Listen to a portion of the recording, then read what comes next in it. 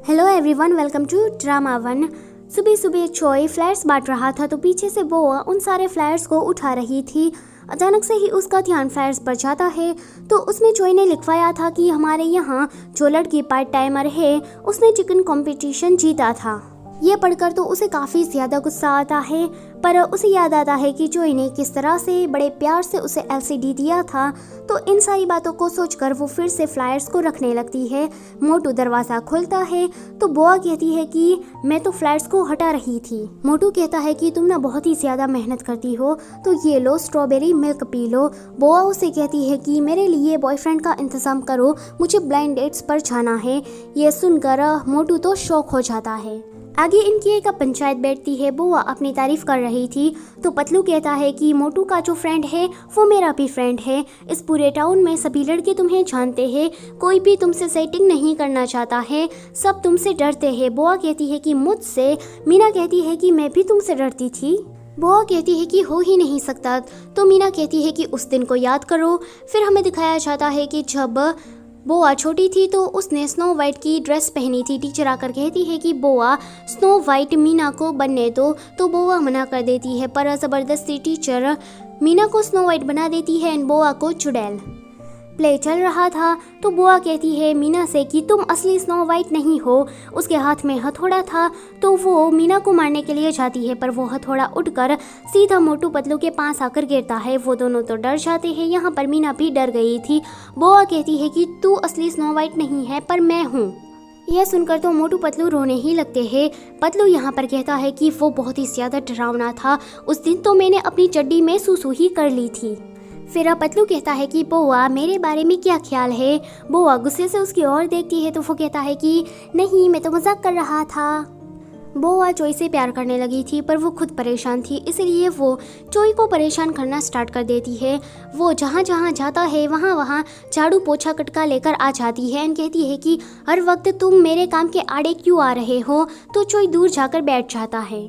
वहाँ पर एंड्रयू आता है तो चोई कहता है कि टीचर आप यहाँ आ गए। फिर वो अपना स्पेशल चिकन खिलाता है। वो कहता है कि कैसा लगा, तो एंड्रयू कहता है कि अच्छा है, पर मेरी स्टाइल का नहीं है।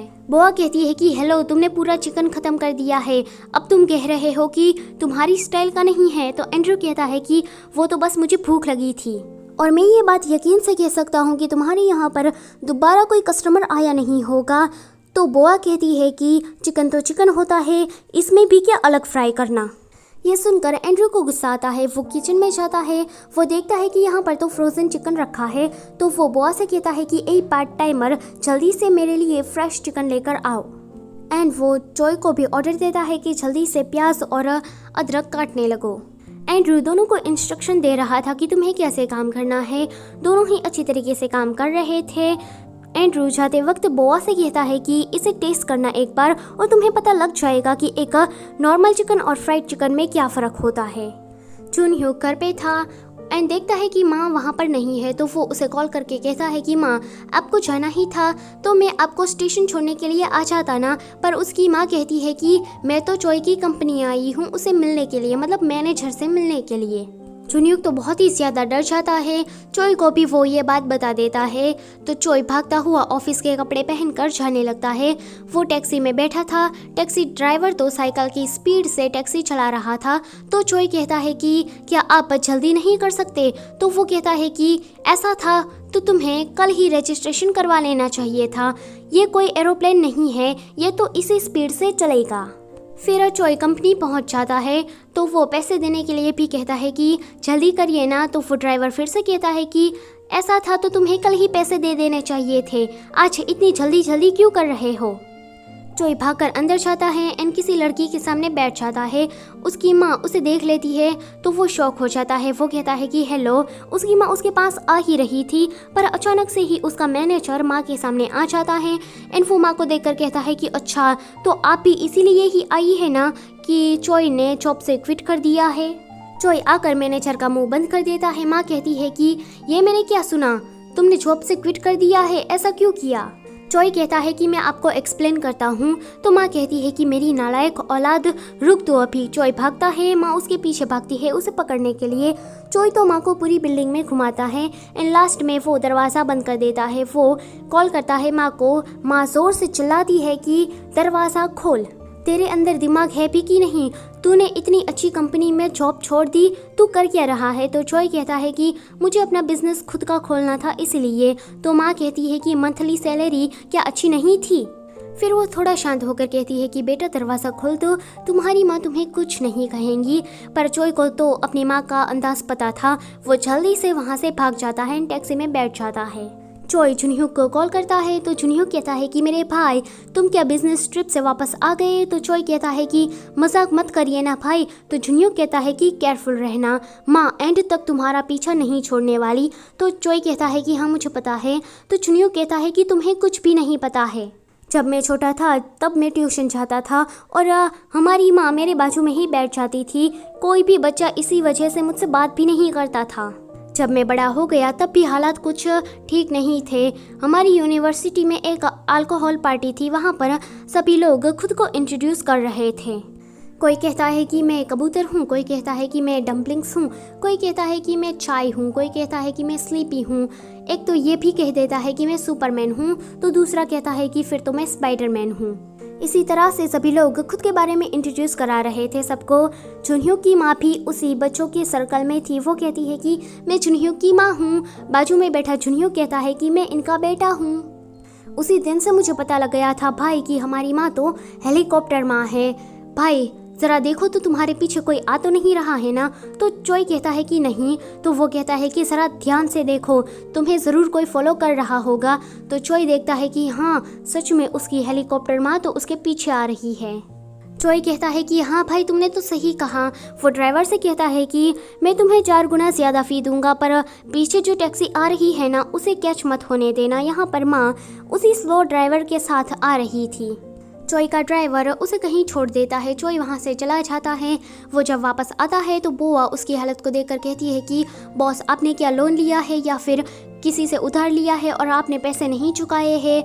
तो वो कहता है कि नहीं, मैं बस पहाड़ों के बीच से गुजर कर आया हूँ। आगे वो दोनों एंड्रू की रेसिपी वाले चिकन को खा रहे थे एंड दोनों को ही काफ़ी ज़्यादा टेस्टी लगता है। बोआ इस बात को मानने से इनकार कर देती है। वो चोई से कहती है कि बॉस आपकी रेसिपी ना बहुत ही ज़्यादा अच्छी थी, आप कैसे एक भिखारी की बातों में आ सकते हैं।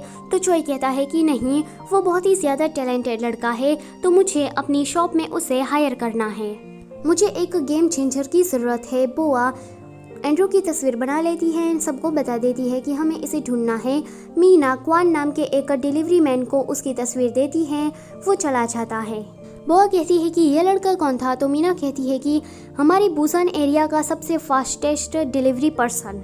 एंड्रू भिखारियों की टोली के साथ रहता था एंड ज़्यादा किसी से बात भी नहीं करता था। जब वो यहाँ पर नया नया आया था तो इन भिखारियों की टोली ने ही उसे सहारा दिया था। चोई भी एंड्रू को ढूंढने के लिए लग जाता है, पर क्वान एंड्रू को पहले ढूंढ लेता है। तो वो मीना को ये बात बता देता है। मीना बोआ को ये बात बता देती है। बोआ एंड्रू को लेकर कहीं जाती है। वो लड़की कहती है कि हम लोग बेघर लोगों को एक काम देते हैं, ये बुक्स तुम बेच डालो और उसे जो भी मुनाफा होता है वो तुम रख लो। भीख मांगने से अच्छा तो तुम ये काम ही कर लो। ये सुनकर एंड्रू को आता है गुस्सा, वो छाने लगता है, पर बोआ उसे रोक कर ज़बरदस्ती उसके पास से मैगज़ीन बिकवा रही थी। वेनिंग की ही तरह एंड्रू कह रहा था कि मैगज़ीन ले लो, मैगज़ीन ले लो। बोआ कहती है कि देखो इस तरह से तो कोई भी कस्टमर तुम्हारे पास नहीं आएगा। ये सुनकर फिर से एंड्रू को गुस्सा आता है। वो जॉब छोड़कर वहाँ से चला जाता है। फिर बोआ अकेले ही उस मैगज़ीन को बेच रही थी। पूरा दिन ऐसे ही निकल जाता है, पर रात में एक बंदा आता है और उसके पास से मैगज़ीन ले लेता है। बोआ के अंदर हिम्मत आ जाती है एंड वो ज़ोरों शोरों से मैगज़ीन बेचने लगती है। वो 2-3 मैगज़ीन तो ऐसे ही बेच डालती है। चोई को बोआ की फिक्र होने लगती है क्योंकि बोआ ने झूठ बोला था कि वो कमरे के अंदर बंद है और उसे बुखार हो गया है। वो उसे देखने के लिए जाता है तो नीचे बोआ ने पहले से ही अपने फ्रेंड्स को बुला लिया था।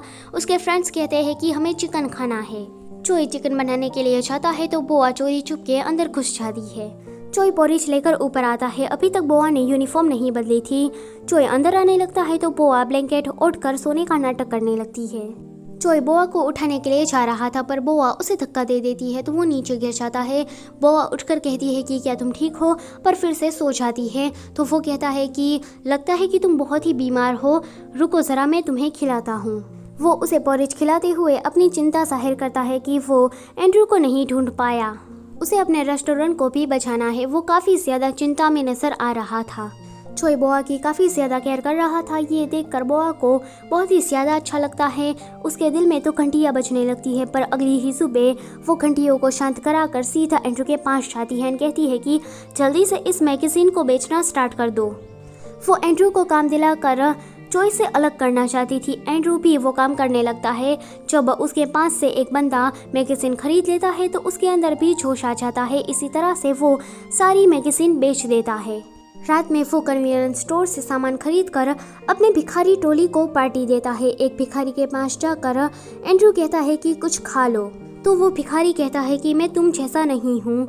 एंड्रू को याद आता है कि जब वो पहली बार यहाँ आया था तो उसने भी यही कहा था कि वो उन लोगों जैसा नहीं है। अब एंड्रू को समझ में आ जाता है कि उसे भी अपनी ज़िंदगी इस तरह से भिखारी बनके बर्बाद नहीं करनी है, उसे भी कुछ करना है। वो अपने लॉकर को खोलता है। वो पुरानी बातों को याद करता है कि जब वो इटली में था तो उसने एक घड़ी देखी थी एंड उसकी पहली सैलरी भी आ चुकी थी। उसका सीनियर कहता है कि तुम्हें तो हमें पार्टी देनी चाहिए, पर एंड्रू कहता है कि ऐसी फालतू चीज़ों के लिए मेरे पास टाइम नहीं है। उस वक्त एंड्रू ने कुछ पैसे जमा कर लिए थे। वो उन्हीं इटालियन पैसों को लेकर जाता है एंड फोन में बदल देता है। बोआ और चॉय रेस्टोरेंट में थे। वहाँ पर एंड्रू आता है एंड इस बार तो उसका नया अवतार होता है। बोआ तो उसे पहचान ही नहीं पा रही थी। वो कहती है कि ये वही भिखारी है। एंड्रू बोआ से कहता है कि थैंक यू, तुमने मेरी ज़िंदगी बदल दी है। एंड जॉय से कहता है कि मुझे तुम्हारे रेस्टोरेंट में काम करना है क्योंकि मुझे ये रेस्टोरेंट काफ़ी ज़्यादा पसंद आया है। वो कहता है कि हेलो, मेरा नाम है कांग एंड्रू और मैं इटली का 3 स्टार मिशेलिन शेफ़ हूँ। यह सुनकर तो भाई बोआ का प्लान पूरा फ्लॉप ही हो जाता है एंड चॉय वो तो काफ़ी ज़्यादा खुश नज़र आ रहा था। सो एपिसोड नंबर 4 होता है यहीं पर ही ख़त्म। Don't forget to like, share and subscribe. Thank you for watching.